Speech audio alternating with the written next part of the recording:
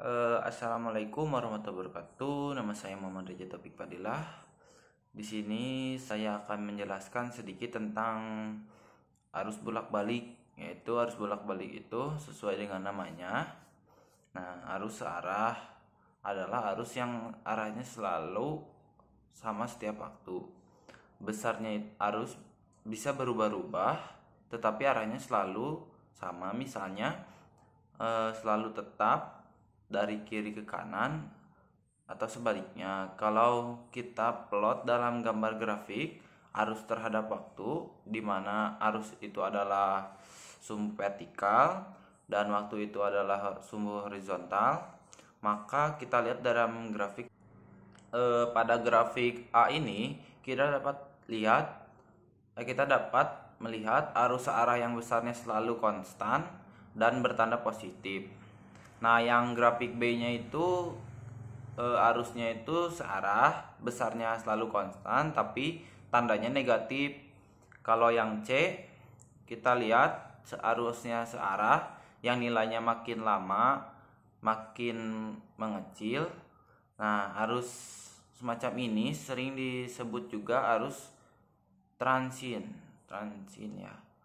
Nah, yang D-nya itu grafiknya kita lihat arusnya searah yang besarnya berubah-ubah mengikuti pola sinusoidal. Walaupun arusnya berubah-ubah mengikuti pola sinusoidal, tetapi karena nilainya selalu negatif, maka arus tersebut termasuk arus searah. Kita lihat yang grafik E-nya itu arusnya memiliki arah yang sama dan nilainya juga berubah-ubah mengikuti pola persegi. Nah, grafik yang F itu memiliki arah yang sama negatifnya dan nilainya berubah-ubah mengikuti pola segitiga. Yang pertama itu ada arus bolak-balik. Arus bolak-balik itu arus yang berubah-ubah secara bergantian. Nah, pada saat arus ke kanan, kemudian berubah menjadi ke kiri, kemudian ke kanan, ke kiri, dan seterusnya. Kalau kita gambarkan, kita lihat pada gambar titik 8.2 ini. Nah, pada grafik A itu kita dapat lihat arus bolak-balik yang berubah secara sinusoidal. Nah, itu setengah periode harus bergerak dalam satu arah dan setengah periode lainnya harus bergerak dalam arah sebaliknya. Nah, yang B-nya itu kita amati arus bolak-balik yang berubah secara persegi dalam setengah periode. Kita bisa arus itu bergerak dalam satu arah dan setengah periode lainnya harus bergerak dalam arus sebaliknya. Yang C-nya itu grafik C, kita lihat amati arus bolak-balik yang berubah dengan pola segitiga. Terus yang D-nya itu arus bolak-baliknya yang berubah dalam secara transient.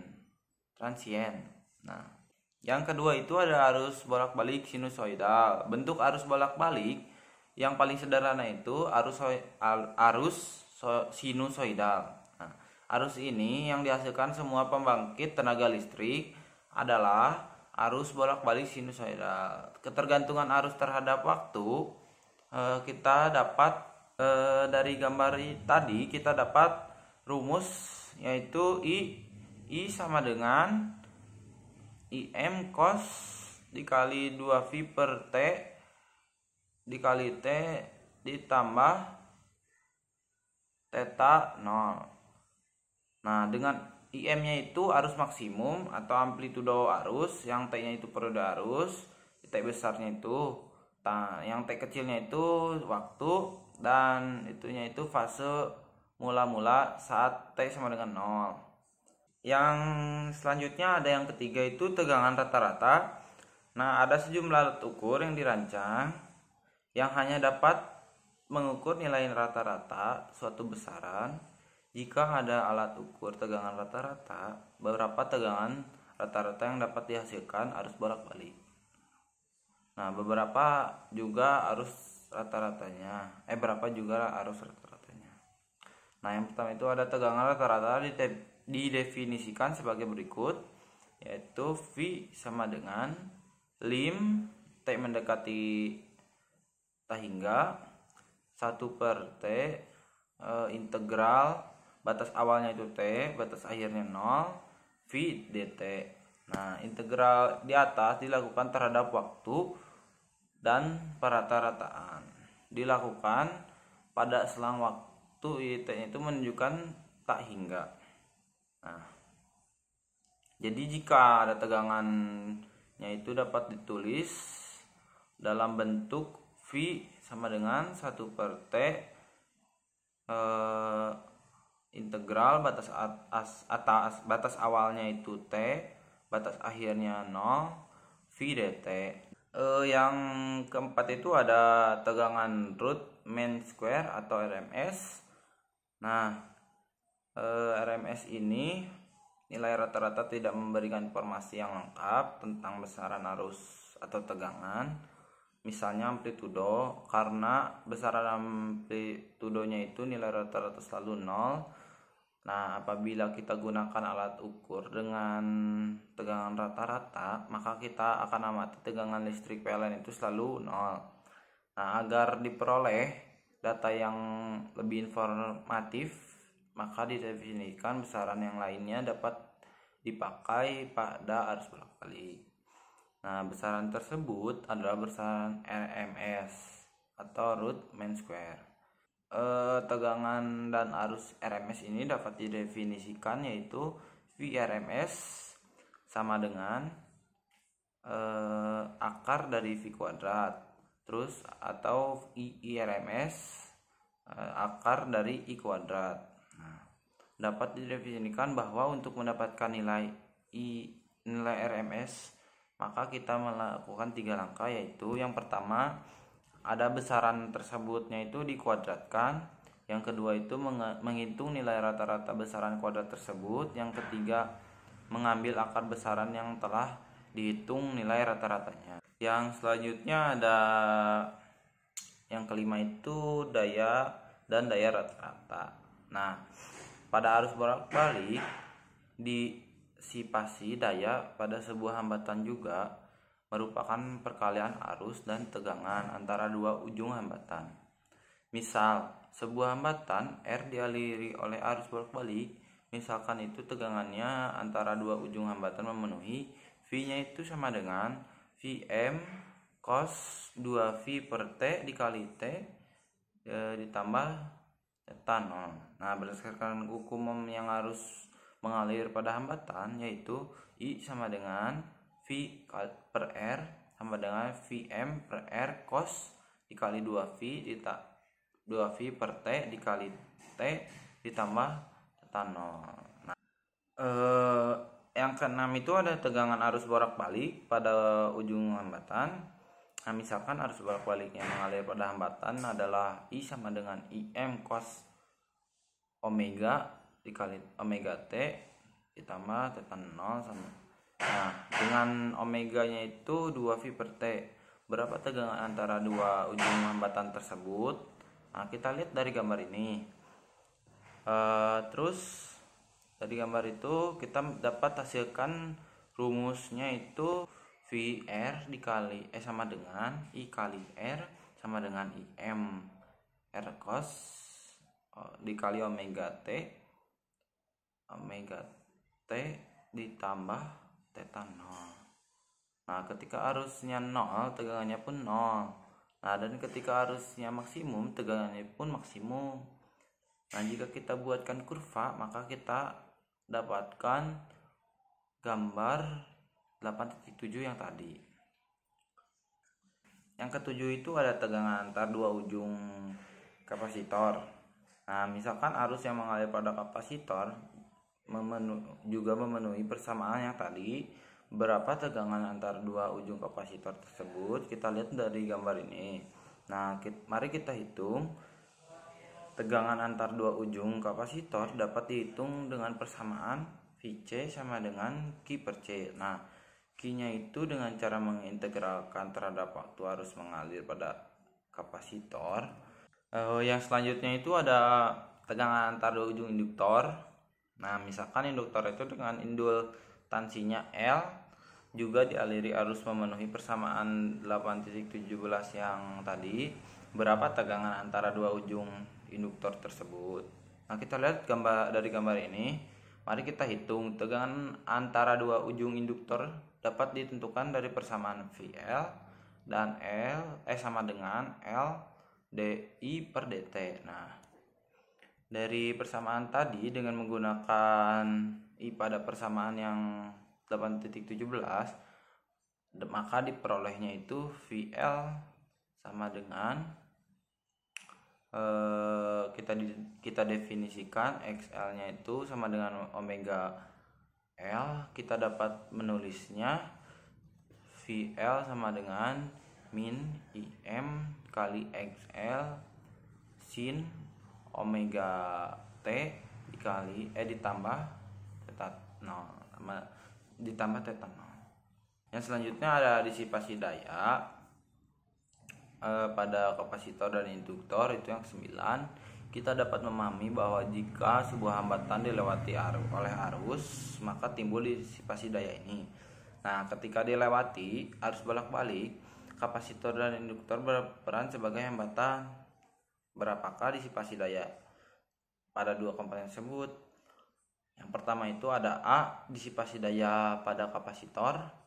Disipasi daya pada kapasitor memenuhi P C sama dengan VC dikali I. Nah, yang disipasi daya pada induktornya itu PL atau daya L sama dengan VL atau tegangan L dikali I. Yang selanjutnya yang 10 itu ada diagram Pasor. Diagram Pasor ini merupakan sangat memudahkan kita dalam melakukan operasi aljabar pada fungsi-fungsi trigonometri. Nah, diagram Pasor itu karena arusnya merupakan tegangan bolak-balik, merupakan fungsi trigonometri, maka kita akan merasa tertolong dengan menggunakan diagram ini. Nah, dalam diagram Pasor, sebuah fungsi trigonometri digambarkan sebagai sebuah vektor dan koordinat dua dimensi. Nah, panjang vektornya tersebut sama dengan amplitudo fungsi dan sudut yang dibentuk vektor dengan arah sumbu datar sama dengan fase fungsi tersebut. Yang selanjutnya itu ada operasi trigonometri dengan diagram Pasor. Nah, fungsi ini menggunakan diagram Pasor akan terlihat bahwa yang kita cari nanti ternyata proses penjumlahan dan pengurangan vektor seperti yang telah kita pelajari di kelas 1 atau semester 1. Contohnya kita akan menjumlahkan dua buah fungsi trigonometri.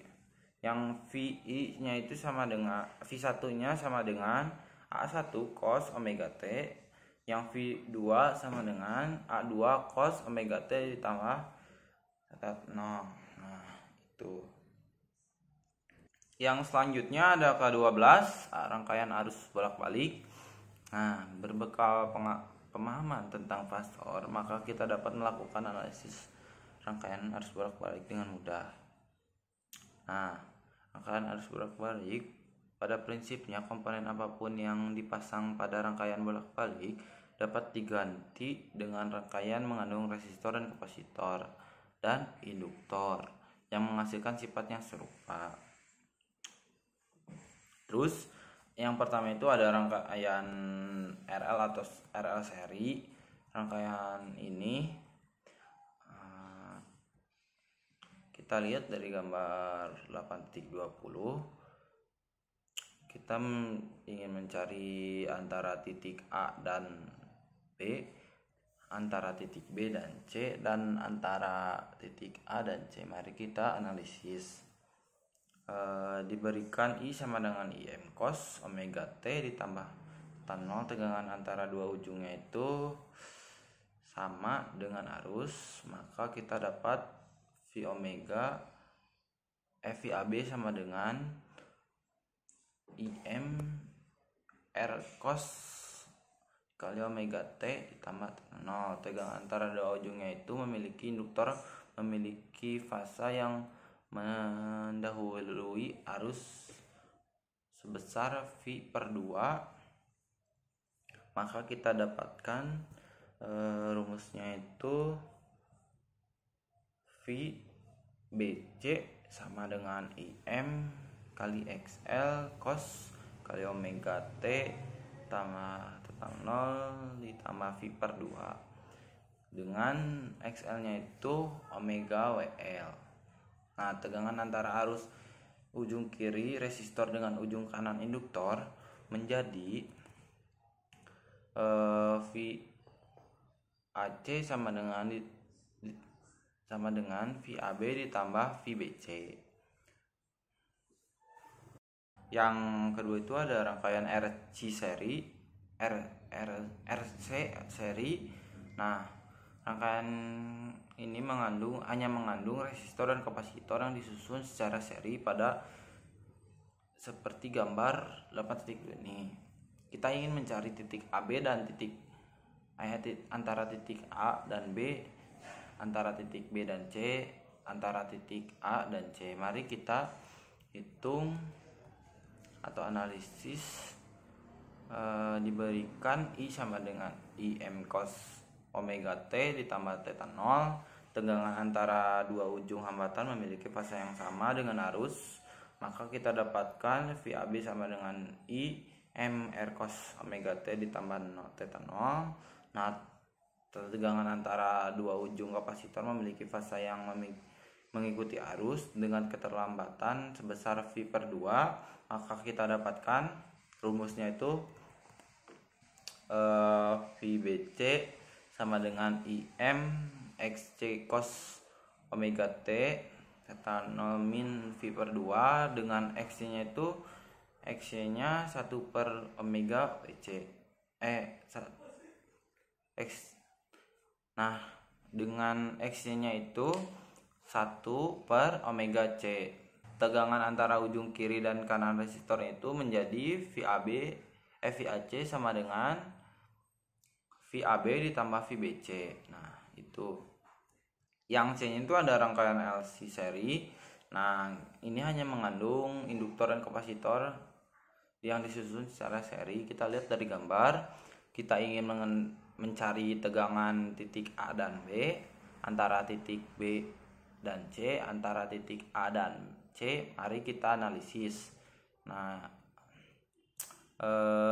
I-nya itu sama dengan IM cos omega T ditambah T0. Tegangan antara dua ujung induktor mendahului arus fasa sebesar V per 2, maka kita dapatkan VAB sama dengan IM XL cos omega T ditambah T0 ditambah V per 2 dengan XL nya itu omega L. Nah, tegangan antara dua ujung kapasitor memiliki fasa mengikuti arus dengan keterlambatan V per 2, maka kita dapatkan juga rumusnya VBC IM XC cos omega T ditambah T0 ditambah min V per 2. Nah, dengan XC nya itu 1 per omega C.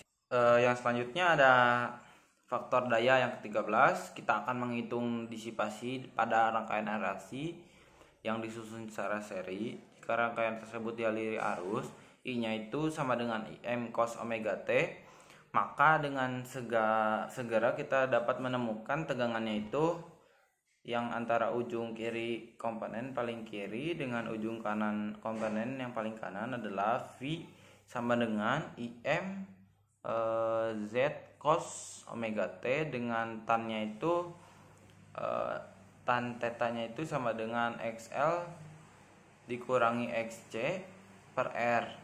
Nah, itu